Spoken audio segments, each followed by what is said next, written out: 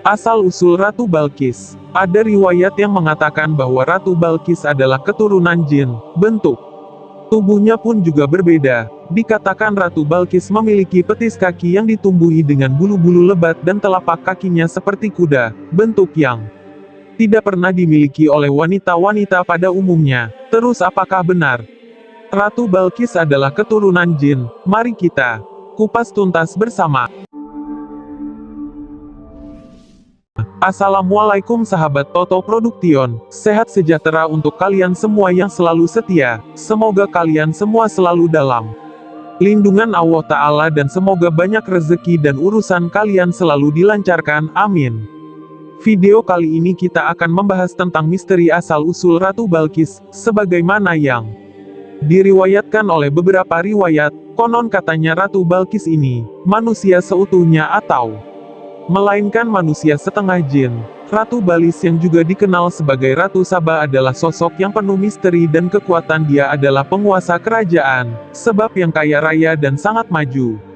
Kisahnya yang paling terkenal karena pertemuannya dengan Nabi Sulaiman alaihissalam. Riwayat yang mengatakan bahwa Ratu Balkis memiliki darah jin, karena ayahnya adalah seorang manusia dan ibunya adalah seorang jin. Hal ini membuatnya memiliki kekuatan yang tidak dimiliki oleh manusia biasa. Dia dikenal cerdas, tegas, dan memiliki kemampuan untuk memerintah dengan adil. Kisah Ratu Balkis seringki dikaitkan dengan misteri keajaiban dan pesona yang tak terjelaskan, membuat banyak orang penasaran tentang kehidupannya yang sebenarnya. Apakah dia benar-benar lahir dari rahim ibu golongan bangsa jin? Banyak pertanyaan yang masih tersisa tanpa jawaban, menjadikan kisah Ratu Balkis ini sebagai salah satu legenda yang paling menarik untuk dijelajahi. Jadi buat kalian yang sudah mulai penasaran, mari kita kupas kisahnya melalui lembaran-lembaran sejarah yang berhasil kami rangkum. Mari kita simak.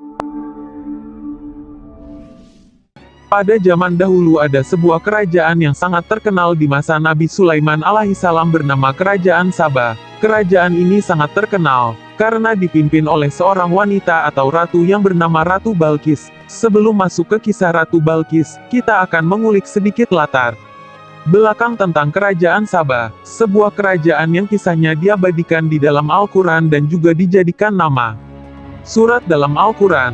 Jadi Saba ini adalah sebuah kerajaan di abad tahun 1300 sebelum Masehi, yang kini terletak di wilayah Yaman.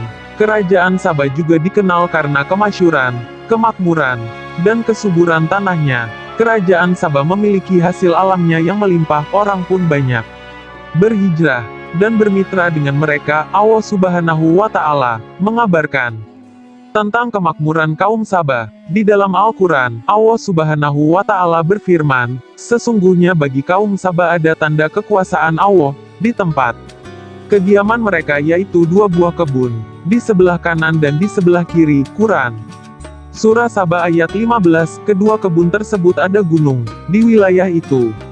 Tanahnya pun sangat subur, menghasilkan berbagai macam dan sayuran. Kekayaan alam yang gitu melimpah. Dalam sebuah riwayat Qatadah dan Abdurrahman bin Zaid rahimahullah mengisahkan, apabila ada seorang yang masuk ke dalam kebun tersebut dengan membawa keranjang di atas kepalanya, ketika keluar dari kebun itu, keranjang tersebut akan penuh dengan buah-buahan, tanpa harus memetik buah tersebut. Abdurrahman bin Zaid menambahkan, di sana tidak ditemukan nyamuk, lalat, serangga kalajengking dan ular. Tafsir Abari bab 20, halaman 307, menurut Al-Quiri, menyebutkan, dua kebun tersebut tidak berarti bahwa di Saba kala itu hanya terdapat dua kebun itu saja, tapi maksud dari dua kebun itu adalah kebun-kebun yang berada di sebelah kanan dan kiri lembah, atau di antara gunung tersebut. Kebun-kebun saat itu sangat banyak dan memiliki tanaman yang bervariasi. Fuladir bab 422, dari pertama dari Kerajaan Saba, Yazid bin Ya'rib. Namun selain itu ada juga pendapat dari ahli sejarah Islam lainnya, pada zaman dulu yang mengatakan bahwa kata Saba berasal dari sebuah nama tempat di daerah sana. Ada juga yang berpendapat bahwa Saba adalah nama dari seorang wanita. Hingga pada akhirnya perbedaan pendapat ini pun diterangkan langsung oleh Rasulullah Sallallahu alaihi wasallam. Dalam sebuah riwayat Rasulullah Shallallahu alaihi wasallam menjelaskan tentang asal-usul nama Sabah, yaitu seorang lelaki yang memiliki 10 anak tinggal di Yaman, dan anak tinggal di Syam atau Palestina. Imam Ahmad bin Abu Abdurrahman meriwayatkan, Ibnu Lahiyah meriwayatkan kepada kami dari Abdullah bin Habirah Abdurrahman bin Wahab, dia berkata, aku mendengar Ibnu Abbas berkata, sungguh seorang lelaki bertanya kepada Rasulullah Shallallahu alaihi wasallam, Sabah siapakah itu? Nama laki-laki atau perempuan, ataukah itu negeri? Rasulullah Shallallahu alaihi wasallam bersabda, dia adalah seorang laki-laki yang mempunyai anak 10 orang. Di antara mereka yang dianggap di Yaman, ada 6 orang, dan yang tinggal di Syam 4 orang, adapun yang tinggal di Yaman yaitu Mutzij, Kindah, Asda, As-Ariyun, Anmar dan Hinyar, dan adapun yang tinggal di Syam yaitu Lom, Juzam, Amailah dan Gosan. Tafsir Quran Al-Azim karya Ibnu Katsir halaman 504. Nah, jadi sudah jelas dari riwayat barusan, sudah dijelaskan langsung oleh Rasulullah Shallallahu alaihi wasallam, bahwa asal mula nama Sabah itu berasal dari raja pertamanya yang bernama Sabah bin Yazid bin Yathrib, dan salah seorang dari 6 anak Raja Sabah yang tinggal di Yaman ini, akhirnya beranak pinak hingga menjadi raja besar yang bernama Syarahil. Nah, Raja Syarahil inilah yang diyakini sebagai ayah dari Ratu Balkis, teman-teman. Tapi meskipun ayah dari Ratu Balkis ini seorang raja terkenal, namun ada beberapa tafsir lain yang mengatakan bahwa ibu dari Ratu Balkis adalah sesosok jin, sehingga Ratu Balkis ini diasumsikan sebagai manusia setengah jin. Tapi apakah benar seperti itu? Bukankah manusia diciptakan dari tanah, sedangkan jin dari api? Nah, untuk menjawab itu semua, alangkah baiknya buat sahabat Toto Production untuk tekan tombol like, komen, dan subscribe, agar kami lebih semangat lagi untuk merangkum dan membawakan info yang unik dan menarik untuk kalian semua. Jadi gini, salah satu alasan pertama, yakni riwayat yang menyebutkan bahwa Ratu Balkis itu manusia setengah jin adalah bersumber dari Abu Hurairah. Teman-teman, kita tahu sendiri bahwa Abu Hurairah adalah ahli perawi hadis terkenal pada masa Nabi Muhammad Sallallahu alaihi wasallam. Bunyi hadisnya seperti Asyuyuti dalam Jami'us Sagir meriwayatkan, sabda Nabi dari Abu Hurairah, salah satu dari kedua orang tua Balkis adalah bangsa jin. Selain itu juga ada riwayat lain yang menyebutkan bahwa asumsi ini pada suatu peristiwa di mana dikisahkan, ketika Ratu Balkis ini berkunjung ke istana Nabi Sulaiman alaihissalam. Pada saat itu, setelah Ratu Balkis memasuki istana Nabi Sulaiman alaihissalam, Ratu Balkis terkejut dengan keindahan istana Nabi Sulaiman alaihissalam. Ia melihat kolam air jernih di seluruh lantainya, padahal sebenarnya kolam air itu tidak ada dan lantai itu sebenarnya hanya terbuat dari kaca-kaca bersih dan jernih, sehingga memantulkan cahaya, layaknya kolam air. Jadi saat itu Ratu Balkis tidak tahu bahwa itu adalah lantai kaca yang ia kira kolam air. Balkis pun mengangkat kain pakaiannya, karena dikhawatirkan air tersebut membasahi pakaiannya. Ratu Balkis pun menyingkapkan kainnya, sehingga terlihat betis dari kaki Ratu Balkis. Nabi Sulaiman pun terkejut melihat betis Ratu Balkis yang ditumbuhi bulu-bulu lebat dan tidak biasa dimiliki oleh wanita-wanita pada umumnya. Riwayat lain juga menyebutkan, tumit kaki Ratu Balkis ini seperti tumit kaki kuda, dan bukan tumit kaki manusia biasa. Riwayat barusan menurut pendapat Ibnu Abbas, Mujahid Ikrimah, Muhammad Ibnu Kabal Qurai, Asadi Ibnu Jur, dan lain-lainnya. Nah, berdasarkan dua alasan itu, mulailah muncul berbagai tafsir tentang asal-usul ibunda Ratu Balkis yang katanya adalah sesosok jin. Jadi siapa sih ibu dari Ratu Bilqis? Yuk simak baik-baik. Ada beberapa versi mengenai siapa ibunda dari Ratu Balkis ini.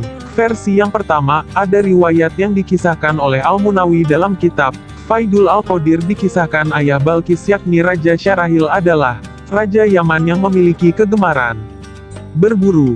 Jadi pada saat itu Raja Arahil berburu hewan liar, bukan untuk dimakan, melainkan hanya untuk hobi dan Kesenangan hiburan semata. Suatu ketika sang raja kehausan saat melakukan pemburuannya di tengah hutan, perbekalan yang raja bawa habis dan tidak ada air minum yang tersisa. Raja pun melihat sebuah tenda yang enggak jauh dari tempat Raja Syarahil berdiri. Ia pun segera mendatanginya dengan niatan untuk meminta air kepada pemilik tenda tersebut. Ketika berada di depan tenda, datanglah seorang kakek yang keluar dari dalam tenda tersebut. Raja Syarahil pun lantas meminta minum kepada kakek tersebut. Mendengar itu kakek pun tersenyum dan memanggil seorang wanita untuk mengantarkan minuman yang diminta Raja Syarahil. Tak lama kemudian, keluarlah seorang wanita yang sangatlah cantik bagaikan matahari, dan di tangannya memegang cangkir yang terbuat dari batu yakut. Riwayat ini menyebutkan, kalau wajah wanita ini bagaikan matahari yang bersinar. Raja Syarahil pun yang takjub melihat pesona kecantikan wanita itu, bertanya kepada sang kakek karena penasaran, siapakah gadis itu? Kakek pun menjawab. Mendengar jawaban si kakek, Raja Arahil pun langsung tertarik, ingin meminang gadis tersebut. Dia dari golongan dari bangsa jin. Mendengar penjelasan kakek, Raja Syarahil pun terkejut dan bingung. Tapi karena Raja Syarahil yang sudah jatuh cinta dengan wanita itu, sang raja pun tidak mempedulikan status golongan wanita yang berasal dari bangsa jin. Sang raja tetap kekeh untuk meminangnya, namun, dengan satu syarat sang raja tidak boleh atau dilarang bertanya tentang aktivitas yang dilakukan oleh wanita tersebut, maka sang raja wajib menyimpan pertanyaan itu dalam hati saja. Apabila sang raja melanggar, maka jatuhlah talak kepadanya, dan mereka berdua harus bercerai. Seperti itulah persyaratan yang harus dipenuhi oleh sang raja. Dengan mudahnya Raja Syarahil pun menerima persyaratan perjanjian tersebut. Singkat cerita, mereka berdua pun menikah. Awal pernikahan pertama, mereka berdua hidup dengan bahagia, meskipun berasal dari zat yang berbeda. Mereka berdua benar-benar sangat bahagia, dan kebahagiaan mereka berdua pun bertambah ketika istri raja hamil. Dari sinilah suatu keanehan dan kejanggalan dari istri raja dimulai pada saat istri raja melahirkan bayi laki-laki, di mana sebelumnya raja belum pernah memiliki anak laki-laki. Tentu saja raja sangat bahagia menyambut buah hati laki-lakinya yang akan menjadi keturunannya kelak. Namun istri raja mengkoiti bayi laki-laki tersebut, seolah-olah tidak ingin membiarkan putranya itu hidup lama di dunia. Raja yang mendapati anaknya dikoiti oleh istrinya sendiri, ini tentu saja membuat raja sedih dirundung duka yang amat dalam, namun tidak berani bertanya meminta penjelasan kepada istrinya. Mengingat perjanjian, persyaratan yang raja penuhi, sehingga raja pun hanya bisa menahan pertanyaan-pertanyaan yang semakin berkecamuk di benaknya. Singkat cerita, beberapa tahun kemudian, istri Raja Syarahil pun hamil lagi 9 bulan setelahnya. Dia pun melahirkan seorang bayi perempuan yang diberi nama Balkis. Untungnya istri raja tidak mengkoiti putrinya ini. Sang raja pun sangat senang menyambut kehadiran putrinya. Meski sang raja justru tampak gelisah, raja kemudian tidak tahan untuk menanyakan semua yang sudah dilakukan istrinya, menanyakan tentang kenapa dulu istrinya mengkoiti putranya. Bukankah kelak sang putra akan meneruskan tahta sang raja? Mendengar pertanyaan suaminya tersebut, istri sang raja pun menangis terseduh-seduh, dan sangat hancur hatinya. Karena apa yang telah ditanyakan sang raja berarti sudah jatuh talak, yang berarti berakhir sudah pernikahan mereka berdua. Sebab sang raja telah melanggar persyaratan perjanjian itu. Kemudian istri raja pun berkata, inikah balasan darimu? Aku mengkoiti anak laki-lakimu itu karena sesungguhnya ayahku telah memberi pesan, jikalau kamu itu sudah besar dia akan mengkoiti ayahku. Tentang anak perempuan ini, perpisahan antara diriku dan dirimu. Setelah itu istri raja tidak pernah terlihat lagi. Nah, itu versi pertamanya teman-teman. Kemudian versi yang keduanya, adalah riwayat dari Ibnu Adil dalam Tafsir Al-Lubab juga bercerita ayah Balkis adalah Syarahil yang menjadi Raja Yaman dari keturunan Yaub bin Ohtan, adalah seorang raja yang agung. Tapi di versi yang kedua ini sang raja memiliki sifat yang sangat sombong dan angkuh. Suatu ketika sang raja pergi ke kerajaan sekitar, dan dia mendapati fakta bahwa Kerajaan-kerajaan lain tidak sehebat dengan kerajaannya. Dengan sombongnya dia berkata pada raja-raja sekitar, tidak ada satupun dari kalian yang kafa'a atau sepadan dengan aku. Dari perkataan Raja Syarahil yang sombong itu yang membuat sang raja tidak mau menikah dengan putri para raja-raja sekitar tersebut. Mendengar perkataan Raja Syarahil membuat raja-raja sekitar marah, sehingga dibuatlah perjanjian atau persekongkolan oleh para raja-raja sekitar agar putri-putri raja tidak dinikahkan dengan Raja Syarahil. Akhirnya tidak ada satupun wanita atau putri raja yang mau menikah dengan Raja Syarahil. Sebab itulah Raja Syarahil dinikahkan dengan wanita dari bangsa jin yang bernama Raihanah binti Sakan. Kemudian terlahirlah bayi cantik yang mereka beri nama Balkis, dan sang raja tidak memiliki anak lagi. Selain Balkis, kemudian versi yang ketiga adalah riwayat dari Al-Qurtubi dalam tafsirnya Al-Jami'ah menceritakan, ayah Balkis adalah salah satu wazir atau perdana menteri raja. Di versi yang ketiga ini, ayah Balkis bukanlah seorang raja, melainkan hanya seorang perdana menteri.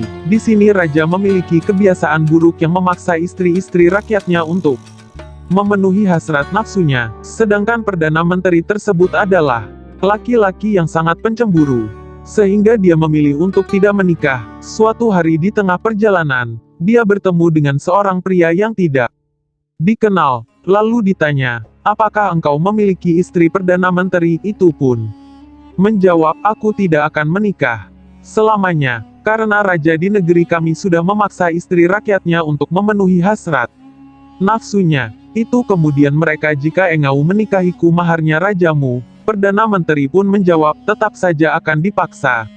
Kami bangsa jin di mana raja tidak akan mampu memaksa kami. Akhirnya perdana menteri menikahi putri dari pria itu, dan dikaruniai anak yang bernama Balkis, dan masih banyak lagi kisah ibunda Ratu Balkis dari berbagai versi. Sosok jin yang diasumsikan sebagai ibu dari Ratu Balkis ini bernama Raihan binti Sakan, dan ada yang berpendapat kalau namanya adalah Bulqomah binison. Terus bagaimana menurut pendapat ulama-ulama tentang ibu Ratu Balkis?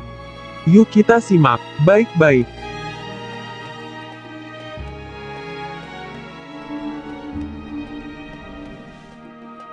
Ada beberapa perbedaan pendapat tentang asal-usul Ratu Balkis. Ini sebagian pendapat ada yang bilang kalau Ratu Balkis adalah manusia setengah jin, namun ada juga sebagian pendapat lain yang mengatakan bahwa Ratu Balkis memanglah manusia seutuhnya. Salah satunya Al-Alusi dalam Ruhul Mani menyimpulkan hadis yang menceritakan salah satu orang tua Balkis adalah jin, merupakan hadis doif atau lemah, dan cerita seputar pernikahan mereka hanyalah legenda yang tidak terdapat dalam Al-Quran maupun hadis sahih. Tidak hanya itu, ulama terkenal asal Irak Al-Qurtubi dan Ibnu Katsir dalam tafsirnya juga menyatakan bahwa hadis tentang orang tua Balkis adalah jin. Hadis doif atau lemah As-Sankiti dalam Adwaul Bayan juga menyimpulkan, secara lahiriah hadis tentang orang tua Balkis adalah hadis doif. Gitu pula Atsar yang mengisah sejak memiliki dasar yang bisa dipercaya bahwa Almai menentang pernikahan manusia dengan bangsa jin, dan menilai sebagai sesuatu yang rasional, karena mereka berasal dari jenis yang berwujud manusia, sedangkan jin tercipta dari nyala api. Quran Surah Ar-Rahman ayat 15. Perbedaan tersebut tidak mungkin disatukan, dan tidak mungkin juga bisa menghasilkan seorang anak. Jadi gimana menurut pendapat teman-teman? Toto Production. Tulis pendapat kalian di kolom komentar. Terlepas dari mana asal-usulnya, Ratu Bilqis ini tetap dikenal sebagai pemimpin yang bijak kepada hubungan baik dengan negara lain dan menyelesaikan konflik dengan cara damai. Sikap kepemimpinan Ratu Balkis juga tergambar jelas ketika beliau menerima surat dari raja atau nabi Sulaiman alaihi salam yang berisi ajakan untuk meninggalkan kesyirikan untuk mengesahkan Allah Tuhan semesta alam. Ratu Balkis diajak untuk meninggalkan keyakinannya menyembah matahari. Sikap Ratu Balkis yang tidak tersinggung dengan ajakan Raja Sulaiman, melainkan Ratu Balkis justru dengan bijaksana mengajak para pembesarnya untuk berdiskusi. Terlebih dahulu, kisah ini sudah tertulis di dalam Al-Quran. Allah Subhanahu wa Ta'ala berfirman, dia Balkis berkata, wahai para pembesar, berilah aku pertimbangan perkaraku ini, aku tidak pernah memutuskan Suatu perkara sebelum kamu hadir. Majelisku, Quran Surah 6 ayat 32. Terlihat jelas bagaimana kepemimpinan Ratu Balkis yang bijaksana dan tidak egois, sehingga pada masa kepemimpinan Ratu Balkis, kerajaan Sabah dan juga rakyatnya ini hidup dengan tenang, damai, makmur, dan tentram. Semuanya dari sifat Ratu Balkis. Kita bisa menjadikan motivasi kita bahwa kepemimpinan yang baik adalah yang mengutamakan kepentingan rakyat dan berusaha mencapai perdamaian dengan bijaksana. Hingga pada suatu masa Ratu Balkis pun mendapatkan hidayah dan menyembah Allah Subhanahu wa Ta'ala, Tuhan Yang Maha Esa, sekaligus mengikuti ajaran Nabi Sulaiman alaihissalam. Banyak sekali rakyat dari Ratu Balkis yang mengikuti jejak beliau untuk menyembah Allah Subhanahu wa Ta'ala. Namun sepeninggalan Ratu Balkis, tak lama kemudian, kaum Sabah ini kali murtad dan menyembah matahari serta bintang-bintang. Allah membinasakan kepada kaum Sabah dengan meluluhantahkan negeri Sabah, berupa runtuhnya bendungan yang selalu ini menopang kehidupan negeri Sabah. Bendungan pun hancur dan mengakhiri suku Sabah. Dan mereka dan kami tidak menjatuhkan azab yang demikian itu melainkan hanya kepada orang-orang yang sangat kafir. Quran Surat Sabah ayat 15-17.